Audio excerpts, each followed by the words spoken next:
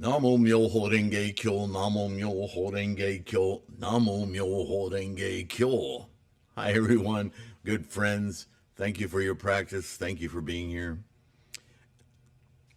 We are starting the chapter 7 of the Lotus Sutra, the parable of the Conjured City. This is the final explanation for what has occurred prior to the Lotus Sutra, whereby students, monks, everyone in the assembly were given a goal of practice of nirvana. But that nirvana was not the ultimate nirvana. That nirvana was yet another step along the way to realizing our Buddha potential. You'll see from the parable that this false nirvana, this counterfeit dharma, this semblance dharma, this teaching was given as a goal to those monks, those in the assembly, whether bhikshus, bhikshunis, or upasakas, upasikas, right? That because the practice, learning about how the mind works in our saha world, and the way samsara, the mind of samsara, works to constantly attach us to things, possession, control, identification. It's complex. It takes a lot of work to realize, self-realize what is occurring and what we think of, right, as real, but is in fact only real by how dear and invested we are in identity. You hear the echo of the word ego here, right?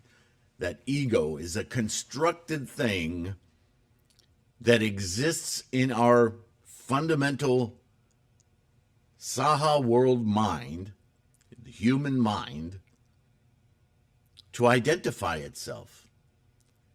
And it does so by identifying everything. It's a hell of a processor we have in our heads, yeah? But now, reality in order to become free, why do we need to free it from that? Because that mechanism, though it's amazing, astounding, serves us well in many ways, is also the very thing that causes us stress, anxiety.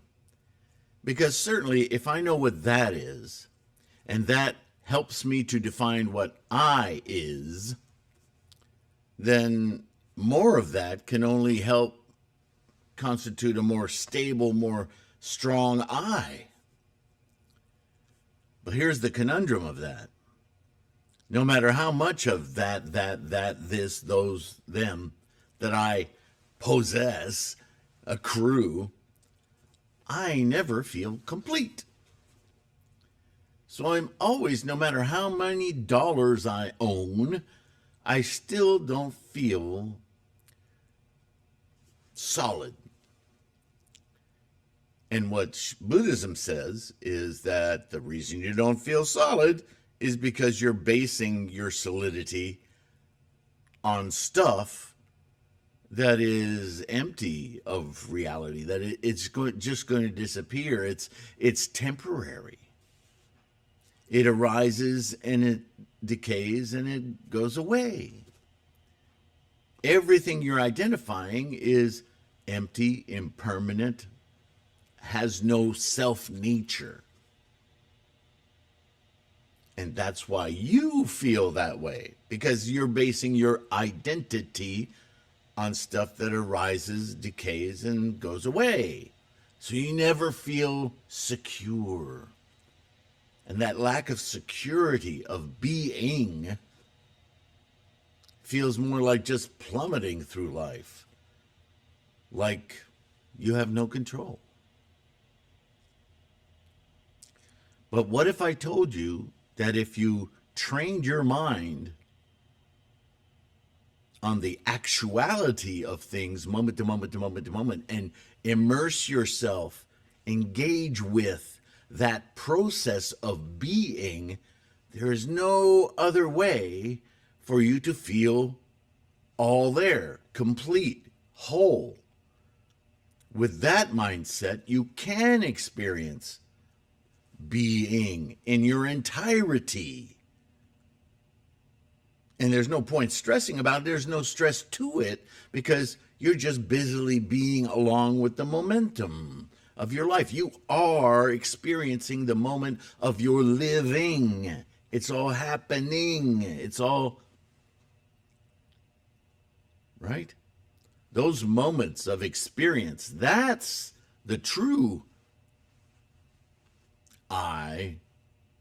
The individuation of I is the samsaric I, the I of the cosmos, the I, now I'm playing with words, the I of Buddha is the true being, life, amazement, wholeness. But working toward that for decades, these monks were like, I don't know, I'm perfectly happy with, when I grew up, we all knew we reincarnated, we lived after death. It's comforting.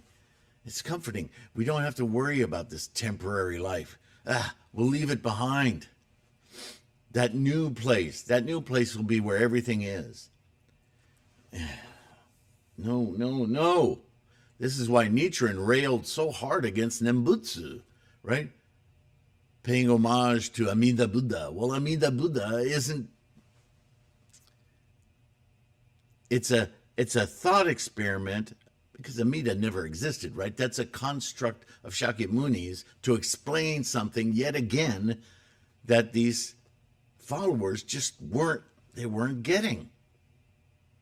Talking about the Pure Land, right? Well, I will chant, and then I will enable me to go to the Pure Land of Amida Buddha. No, the Pure Land, if you read the Vimalakirti, you don't even need to read the Lotus Sutra, right? Go to a prior Mahayana teaching, the Vimalakirti, a very wise man, right? Points out to everyone who's coming to visit him and see if he's okay because he let out a rumor that he was ill. And between him and Buddha-ness, he explains that the Pure Land isn't any other place. This is where the Pure Land is. Well, no, that's where my stuff is, my lawnmower, my friends, Yes, because you're looking at everything samsarically. Now shift your mind with your Buddha eye, your Gohonzon mind, kick open that Gohonzon gate, and now see all of the same stuff, but witness it, experience it as a moment to moment, along with you, happening, living, not something that just you own, that it's happening all on its own, and you with it. What do you mean? How does that work? I just don't think I can do it. I quit. Well, he's got a lot of dedicated students by then. All right. What if I just teach you, with everything you're doing, to just learn how to do that? Let go of everything as a permanent thing, ownership, samsara, and just divest yourself of your attachments to things. That doesn't mean you can't have them. Oh, but that's the way most of them heard it, right? Prohibitions against this, prohibition. All those prohibitions are about releasing your constant craving for and clinging for things. Just the Four Noble Truths all over again. Same thing, teaching it over and over again in different ways, but just they're not getting it. So, okay, forget about attaining Buddhahood. It'll never happen. You're just not getting it, right? You've scorched the seeds of Buddhahood. Instead, aim for nirvana, just a release of this stuff that makes you suffer. Okay, I think I can do that. And so for years and years, this is the early practices of Buddhism.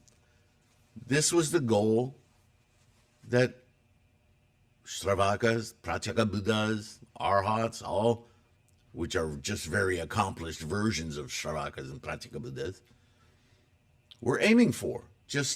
And a lot of them ended up living in caves or in forests or so, just trying to get away from.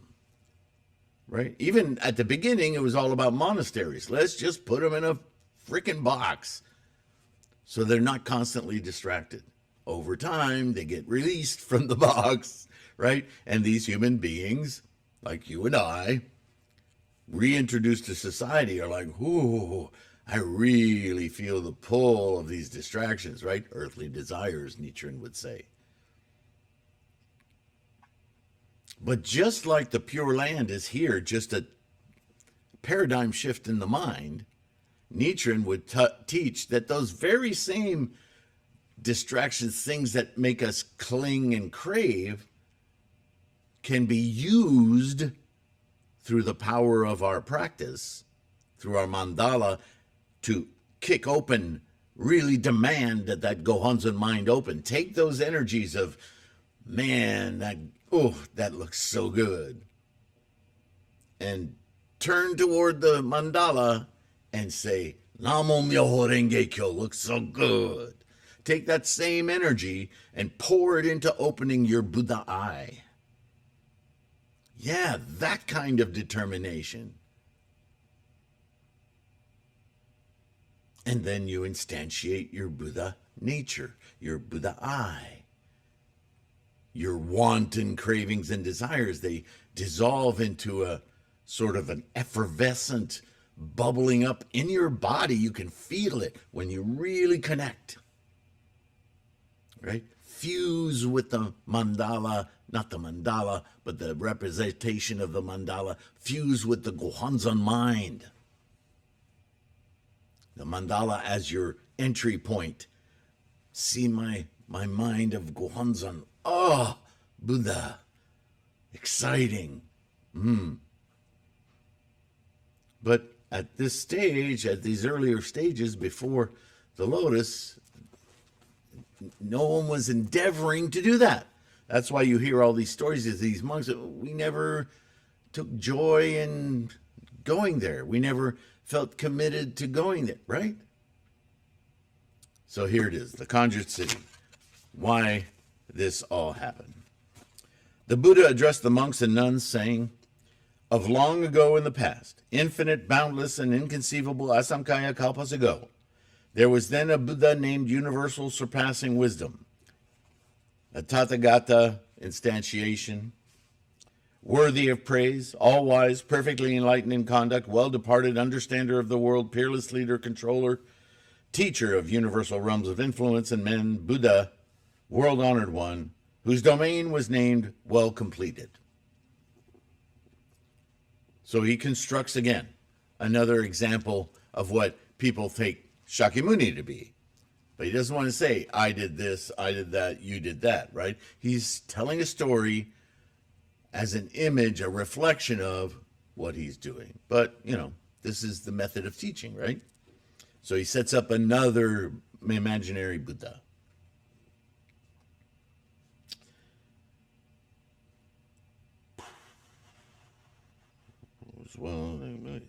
And whose kalpa was named Great Form, bhikshus and bhikshunis.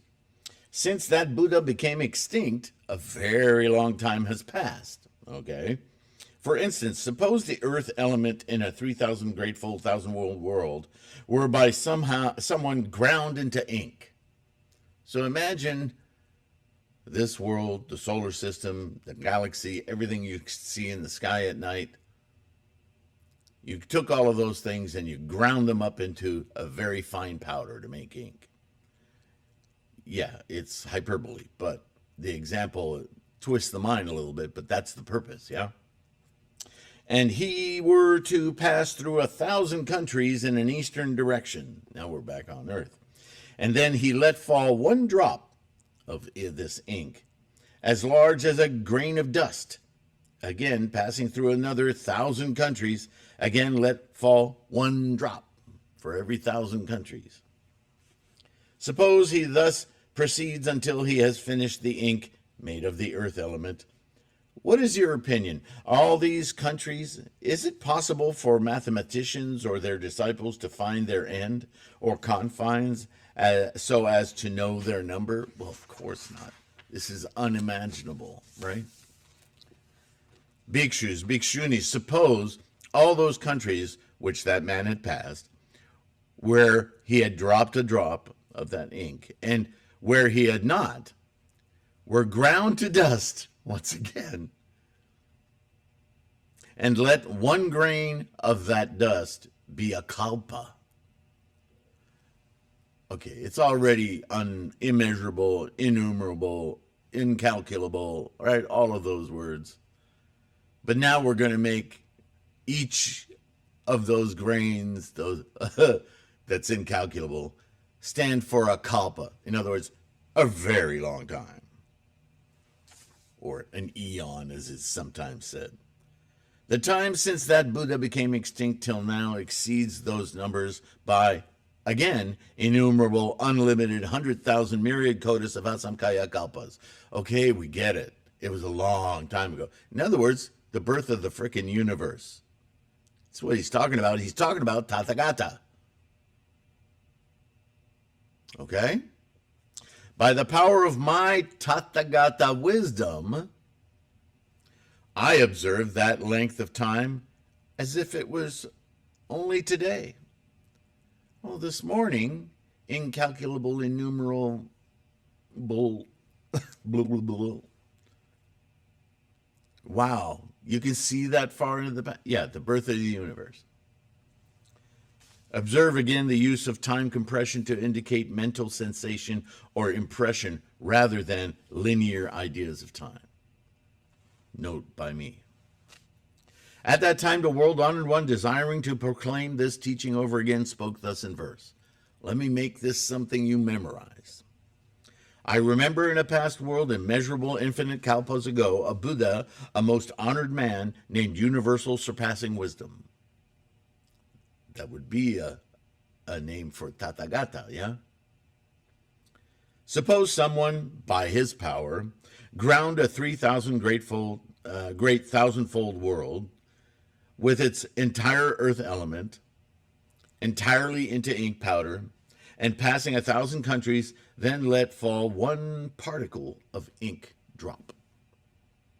Proceeding in like manner, he drops all the atomized ink, just continuously,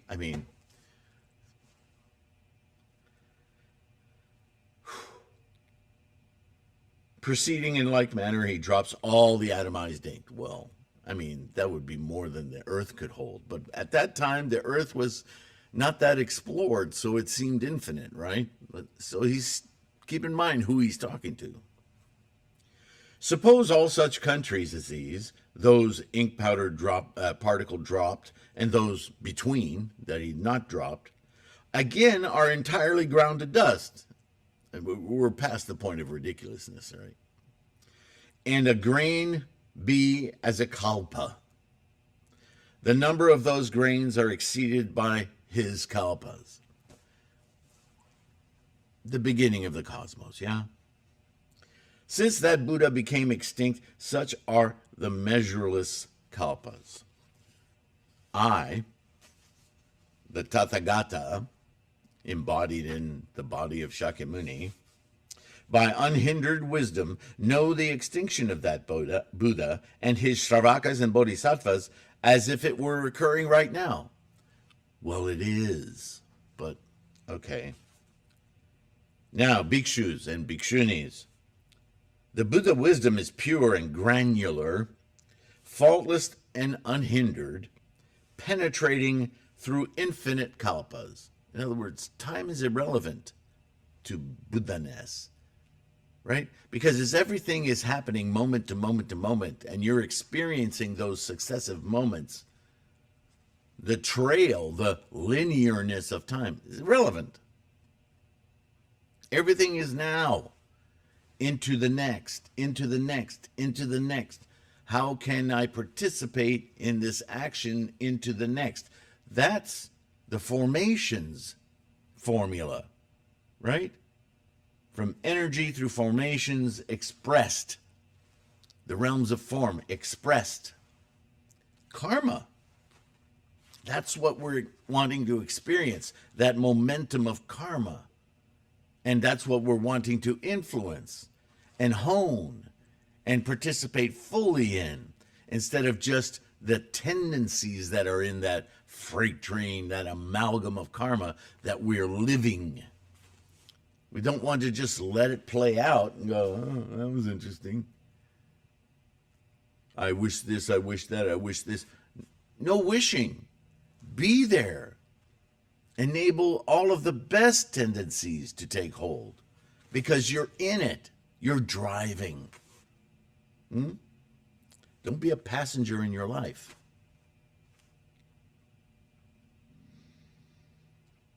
Then the Buddha addressed all the bhikshus and bhikshunis, saying, the lifetime of the Buddha, universal surpassing wisdom, is 540 myriad kotis of nayutas of kalpas. At the beginning, when that Buddha seated on the wisdom throne had destroyed the army of Mara, any and all obstacles that attach us to the Saha world, though he was on the point of attaining perfect enlightenment, the Buddha laws were not yet revealed to him.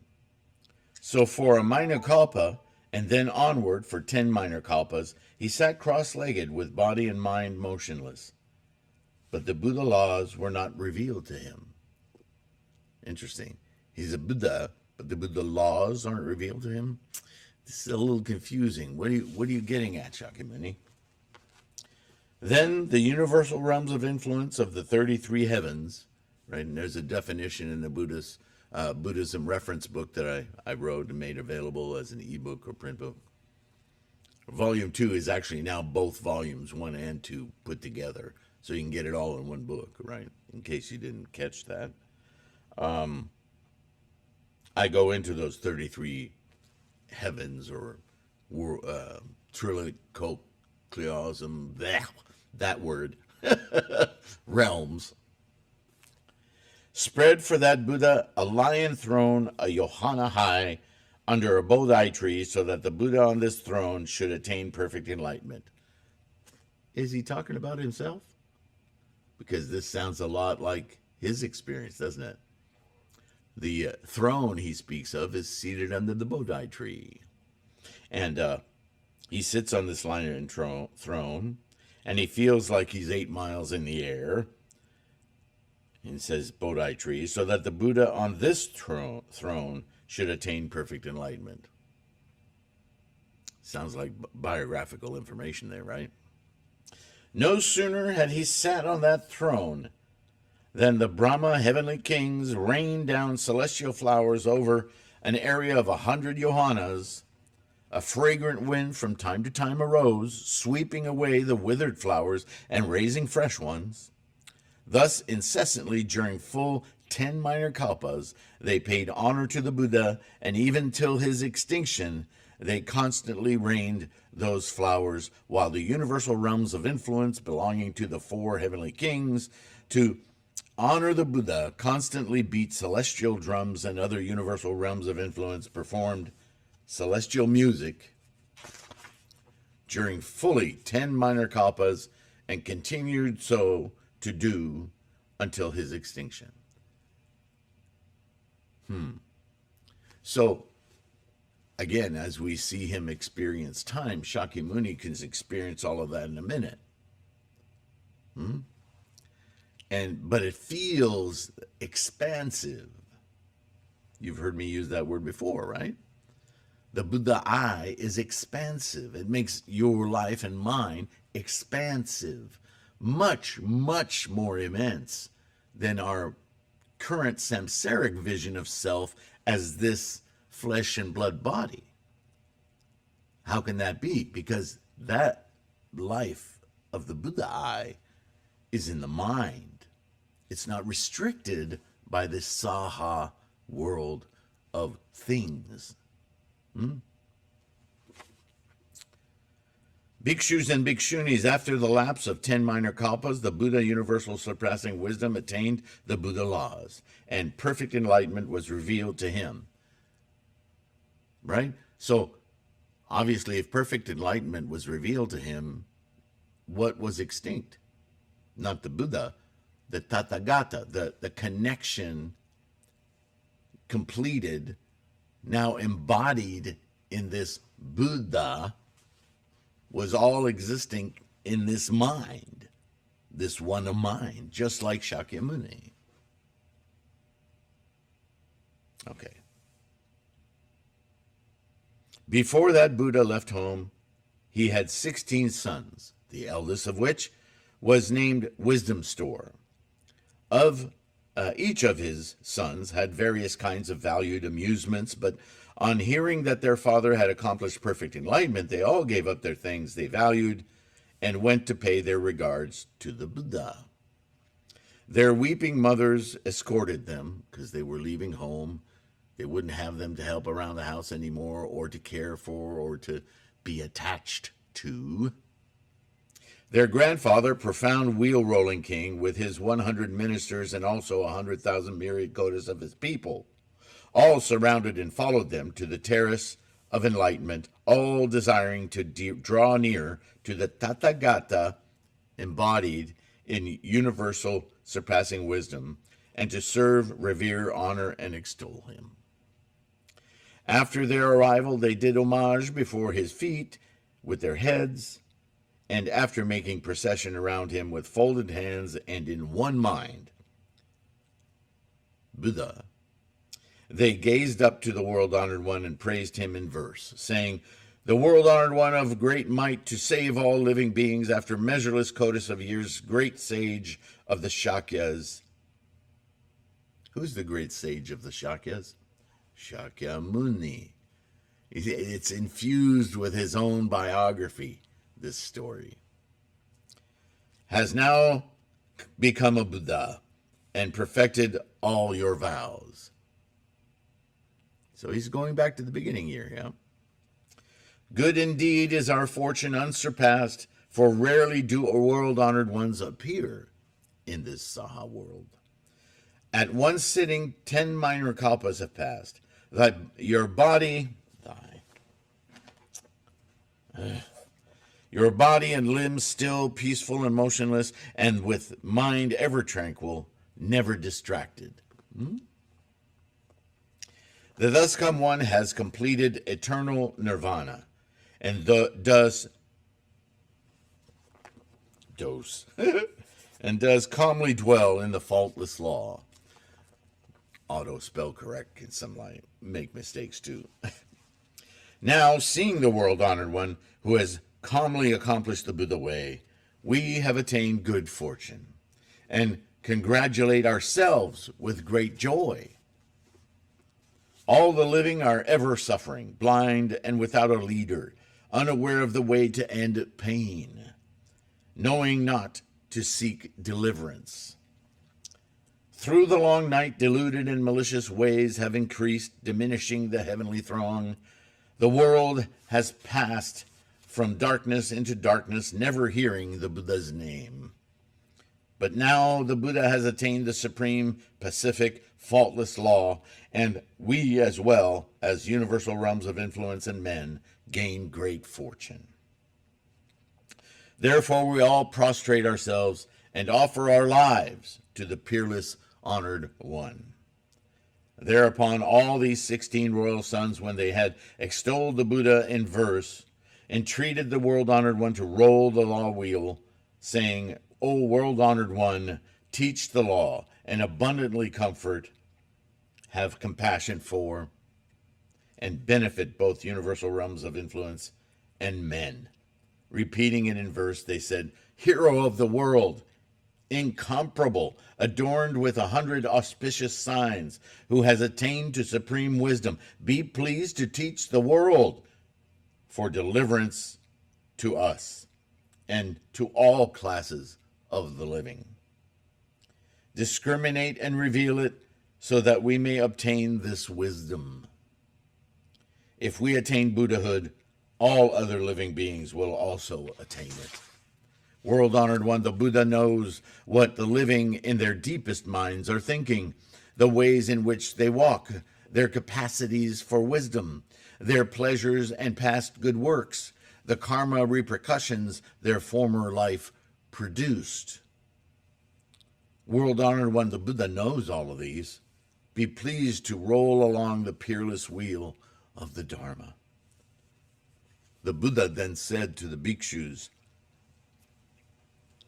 when the Buddha universal surpassing wisdom attained perfect enlightenment, the 500 myriad kotas of Buddha worlds in all directions were each shaken in 6 different ways. Even the dark places between those realms, where the august light of the sun and moon could not shine, all became brilliant. Visible, yeah? All the living beings in their midst could see each other and unitedly exclaim, from where have all these living beings suddenly come? Moreover, the palaces of the universal realms of influence and all those regions, even Brahma palaces, shook in 6 different ways, and a great light universally shone, filling all the worlds, surpassing the light from the heavens. Then, eastward, all the palaces of the Brahma heavens in the 500 myriad kotas of domains were brilliantly illuminated with double their normal brightness, and each of those Brahma heavenly kings reflected thus. For what reason does this sign appear, that our palaces are now illuminated as never of long ago? Then those Brahma heavenly kings all visited each other to discuss this affair. Meanwhile, amongst those assembled, there was a great Brahma heavenly king named Savior of all, who addressed the host of Brahmas in verse. In all our palaces, he says, never has there been such a shining. What can be the cause of this? Let us together investigate it. Is it that a great virtuous God is born? Is it that a Buddha appears in the world? That this great shining everywhere illuminates the universe? Thereupon the Brahma heavenly kings in the 500 myriad kotas of domains with all their palace train, each taking a sack filled with celestial flowers, went together to visit the western quarter to investigate this sign. There they saw the Tathagata embodied in the universal surpassing wisdom on the wisdom terrace under the Bodhi tree, seated on the lion throne, surrounded and revered by universal realms of influence, dragon kings, Gandharvas, Kimnaras, Mahoragas, human and non-human beings, and others. In other words, all of life surrounding Shakyamuni. And they saw his 16 royal sons entreating the Buddha to roll along the law wheel. Now, does that mean that Shakyamuni has 16 sons? No. We're still in a story here. I'm just pointing out that it's very autobiographical, isn't it? Then all the Brahma heavenly kings bowed to the ground before the Buddha, made procession around him hundreds and thousands of times, and then strewed the celestial flowers upon him. The flowers they strewed rose like Mount Sumeru and were offered also to the Buddha's Bodhi tree. They were just like in awe, right? That Bodhi tree was 10 yohanas in height, 80 miles. Anyway, more hyperbole, yes? When they had offered the flowers, each of them presented his palace to the Buddha and spoke thus: out of compassion for us and our good, and for our good, please condescend to accept the palaces we offer. Thereupon all the Brahma heavenly kings before the Buddha with one mind and one voice praised him in verse, saying, rare is a world-honored one, hard it is to meet him, perfect in infinite merit, able to liberate all. Great teachers of the universal realm of influence and men, he has compassion for the world. All living beings in the universe everywhere receive his aid. The distance we have come is 500 myriad kotas of domains. leaving deep meditative joys for the sake of serving the Buddha. As rewards for our former lives, our palaces are magnificently adorned. Now we offer them to the world-honored one and beseech him in mercy to accept. What does the world-honored one need? What does Buddha-ness need of wealth? But with the spirit of your joy and your wanting to make some kind of saha mark for your pledge, I will condescend to accept. Even though it does nothing for me, I can see it's meaningful for you. Okay, right? Then when the Brahma heavenly kings had extolled the Buddha in verse, each spoke thus, each of them: Be pleased, world-honored one, to roll the law wheel, deliver the living, and open the nirvana way. Then the Brahma heavenly kings with one mind and voice spoke thus in verse: Hero of the world, honored of men, be pleased to proclaim the law.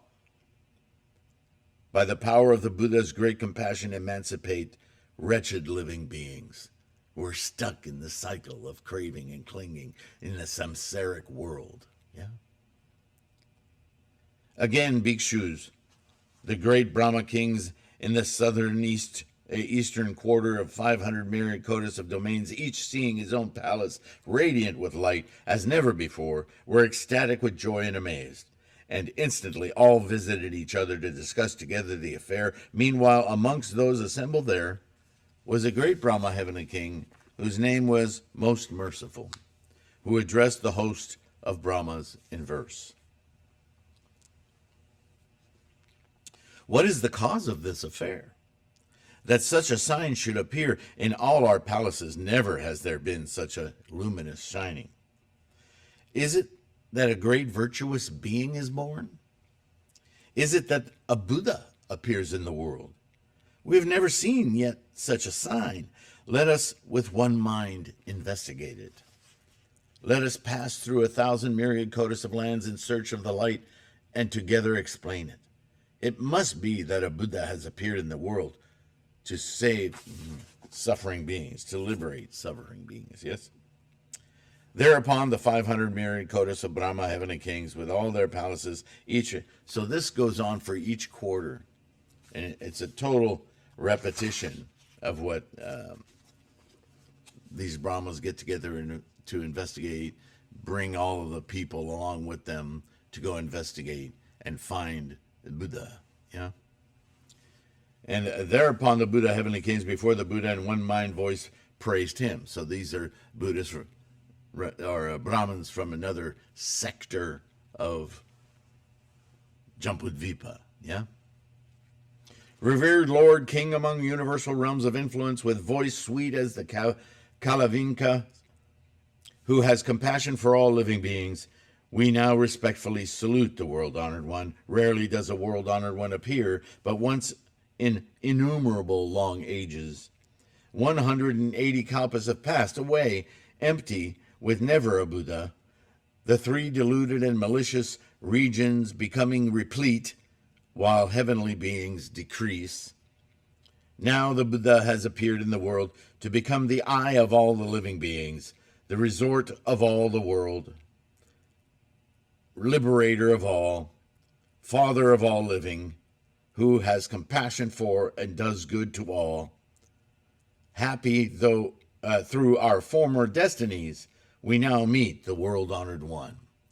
So this dialogue is shifting between Tathagata, universal, and the embodiment of Tathagata as Buddha in the presence, in the Saha world. You following this? It goes back and forth, right? Then when the Brahma heavenly kings had extolled the Buddha in verse, each spoke thus: Be pleased, world-honored one, to have compassion for all, roll the law, and deliver all the beings. Then the Brahma heavenly kings with one mind and voice spoke in verse: Most revered, roll the law of the wheel, reveal the nature of the priori laws, deliver us emancipated or suffering beings, right? Deliver us. that they may obtain great joy. All the living hear this law, obtain the way as if born in bliss. Deluded and malicious repercussions of karma decrease, while experiences of goodness increase. Then the Tathagata, embodied universal surpassing wisdom, silently gave assent. He just nodded his head. Again, bhikshus, the great Brahma kings, this is Shakyamuni speaking now, in the southern quarter of the 500, and we go through this again, right? Hereupon the Brahma and then he gave assent to each of these sections. He gives assent, and it's basically the same story every time. All of these Brahmins, oh my goodness, there must be a Buddha. They all end up in this one spot, yeah.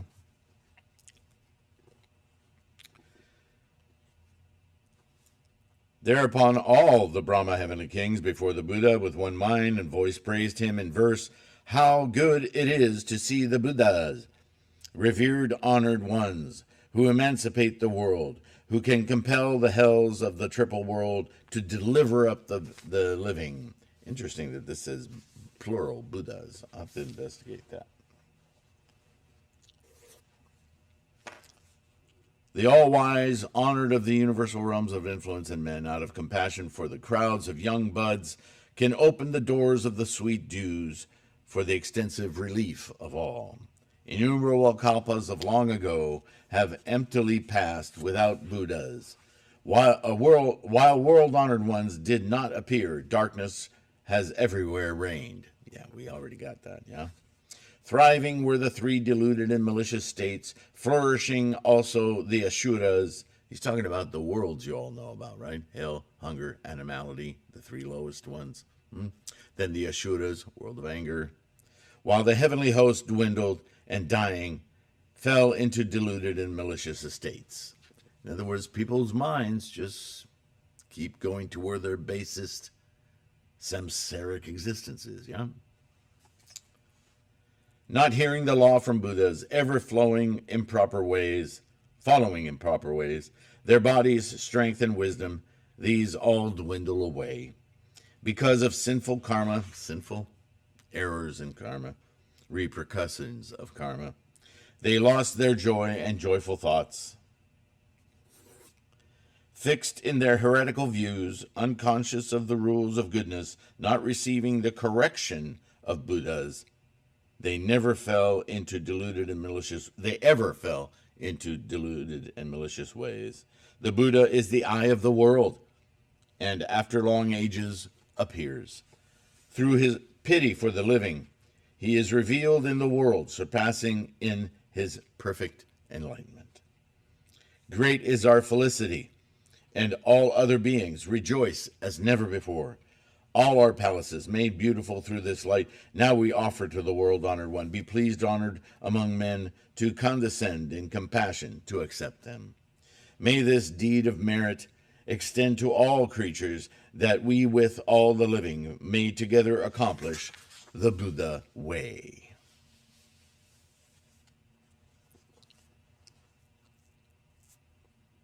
Thereupon, when the 500 myriad kotis of the Brahma heavenly kings had extolled the Buddha in verse, each said to him, one by one, be pleased, world-honored one, to roll the law wheel, abundantly comfort, abundantly deliver. And then the Brahma heavenly king spoke in verse, world-honored one, roll the law wheel, beat the drum of the law, sweet as dew, rescue or liberate, emancipate the suffering living, reveal the nirvana way. Be pleased to receive our entreaty, and with your great priori voice, out of compassion, spread abroad the law you have practiced for infinite kalpas, right? Spread the Tathagata wisdom. At that time, the Tathagata, embodied as universal surpassing wisdom, received the entreaty of the Brahma heavenly kings of the 10 regions, and his 16 royal sons at once thrice rolled the law wheel of 12 divisions, right? And you can go to threefoldlotus.com and see a button for the 12 divisions, so you can know what those are. They're different types of teachings. which neither Shramanas, Brahmans, universal realms of influence, Maras, Brahmas, nor any other beings of the world are able to roll. His discourse was, this is suffering. This, the accumulation of suffering. This is the extinction of suffering. This is the way to the extinction of suffering. And he extensively set forth the law of the 12 causes, named ignorance, cause action. Actions causes consciousness. Consciousness causes name and form. Right? These are the nidana in a different capsule, but you're following that along, right? Fourth, name and form, right? Namarupa, cause the 6 entrances or sense organs. There's the skandhas. 5, the 6 entrances cause contact. Contact causes sensation. Sensation causes desire. 8, desire causes clinging. Clinging causes existence. In other words, perpetual existence, which is not real. And 10, existence causes birth. 11, birth causes the cycle of birth, death, and rebirth, grief, lamentation, suffering, and distress. And 12, old age and death cause fear, clinging, sickness, and delusion. There you have it, a Mahayana treatise on the Nidana. And if you look in Buddhism reference, you will see that I've already explained that the 12 Nidana are the same teaching, but evolved in their meaning and their depth throughout the Buddhist teachings, take their form in the Mahayana as a part of the 3,000 realms in a single thought moment. We'll get there. All right, I've gone on long enough. Yeah, are you enjoying this? This is this chapter. This is another one of those chapters. I know I say that too much, don't I? But man, if you really read this with, especially if you've got Buddhism reference and you look up these words and you can see the meaning of these words, and then as you read this, recall or look it up, it really understanding these terms and these words, understanding the way Buddhism is laid out in this storytelling fashion, really opens up our understanding. And I'm hopeful, because that's what it was meant to do, that sharing this with you will spawn insights of your own. Yeah? Let me know. Let me know what you think in the comments. We'll continue in the next video. But yeah, this 7th chapter is meaty. All right. Again, I have to thank you. Great appreciation for your being here, for support. Like and subscribe. It's free. Takes a few seconds. Helps the algorithm spread this resource. Yeah, it's a bodhisattva act, isn't it? It's propagation. All the links in the description for those of you who are interested in buying ebooks or books or mandalas or accessing free podcast versions of all these videos. Those are free as well. Patrons on Patreon and direct to PayPal. All of you are so important to keep this activity going, keep me healthy and able to continue this project. Thank you, thank you, thank you. Just take care of your health and keep your practice strong. That's the most important thing, right? And I will see you in the next video.